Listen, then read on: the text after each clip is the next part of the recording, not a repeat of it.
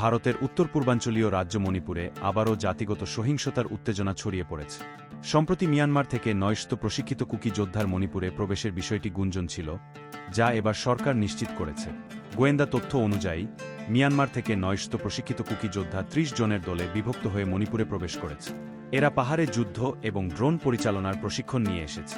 তাদের পরিকল্পনা হতে পারে এই মাসের শেষ দিকে মেইতি সম্প্রদায়ের গ্রামগুলোতে হামলা চালানো।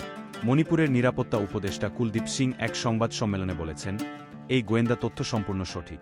মুখ্যমন্ত্রী এন বীরেন সিং দীর্ঘদিন ধরেই এই অস্থিরতার পেছনে বিদেশি শক্তির হাত রয়েছে বলে দাবি করছেন।